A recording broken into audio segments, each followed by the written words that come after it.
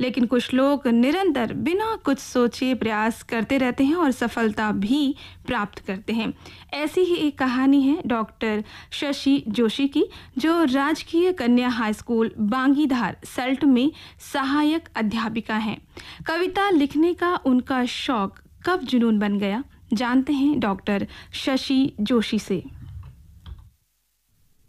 जब से होश संभाला तब से मैं महसूस करती थी कि कविताओं में एक आकर्षण छिपा हुआ है, और बहुत सारी कविताएं ऐसी थी जो मुझे ऐसी कंठस्थ हुई कि आज भी जस की तस ताज़ा हैं। जब मैं पढ़ती थी तो देख करके सोचती थी कि जब ये लिख सकते हैं तो मैं क्यों नहीं, और शायद यही भावना आगे चल करके पनप गई हो और कलम चल पड़ी। जी बिल्कुल। और बात करें आपके काव्य संग्रह की, तो पहला प्रकाशित काव्य संग्रह कौन सा था?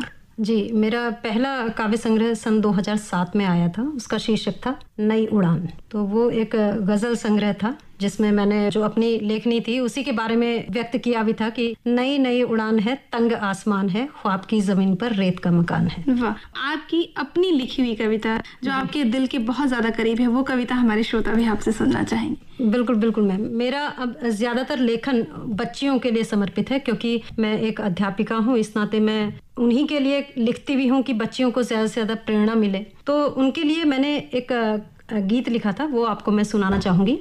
पढ़ रही, लिख रही, बढ़ रही बेटियां, पढ़ रही, लिख रही, बढ़ रही बेटियां, अपना चेहरा नया गढ़ रही बेटियां।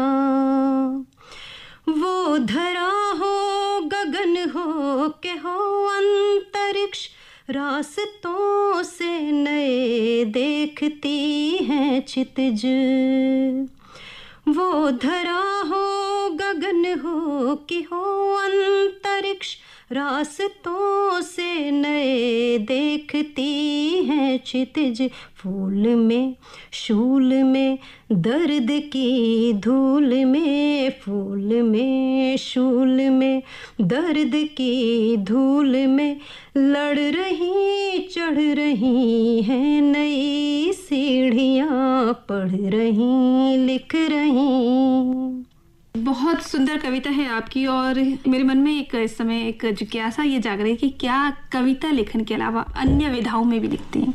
जी, मैं लघु कथा लेखन करती हूँ और फुटकर कुछ कहानी भी लिखी है, एक आध साक्षात्कार। लेकिन जो मुख्य रुझान है, जो मुख्य लेखन की विधा है मेरी, वो कविता है। जी, बात करें आपके लेखन संग्रह के बारे में, आपकी अब तक कितनी कविताएं या काव्य संकलन प्रकाशित हो चुके हैं? जी, मेरे अभी तक मौलिक रूप से तो 5 जो है पुस्तकें प्रकाशित हुई हैं, जिसमें 2 शोध संग्रह हैं और 3 मेरे कविताओं के संग्रह हैं, 2 गजल संग्रह हैं और 1 गीत संग्रह है। जी, उत्तराखंड राज्य का सर्वश्रेष्ठ पुरस्कार तीलू रौतेली से आप सम्मानित हुई हैं, और इस सम्मान को प्राप्त करने के बाद आप कैसा महसूस कर रही हैं? जी, बहुत अच्छा महसूस कर रही हूँ। कुछ चीजें, कुछ भाव ऐसे होते हैं, अनिर्वचनीय होते हैं, जो गूंगे गुड़ को रस अंतर्गत ही भावे, तो वही स्थिति है अभी। जी, हमारे इस कार्यक्रम के माध्यम से तमाम श्रोताओं को, नए साहित्यकारों के लिए आप क्या संदेश देना चाहेंगी? मैं देखती हूँ कि जो है ज्यादातर जो नई पीढ़ी के अभी जो आ रहे हैं वो लिख रहे हैं। कहीं ना कहीं हम फेसबुक के माध्यम से या 2-4 कविताएं लिख करके हम ख्याति पा जाएंगे, या ये परिपक्व रचना हो गई, ऐसी एक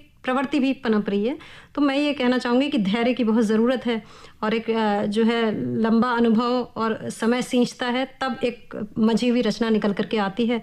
तो थोड़ा लिखें, कलम ज़रूर चलाएं, लेकिन अनुभव को भी आने दें, और किसी भी जो विधा में लिखते हैं उसका गहराई से अध्ययन भी करें कि उसकी छंद की विधा क्या होनी चाहिए। कार्यक्रम नमस्कार देहरादून में हमसे बात करने के लिए डॉक्टर शशि जोशी जी, आपका बहुत बहुत धन्यवाद। बहुत बहुत धन्यवाद मैम। श्रोताओं, ये थी अध्यापिका एवं कवित्री डॉक्टर शशि जोशी। कार्यक्रम में अब वक्त हो चला है एक गीत का।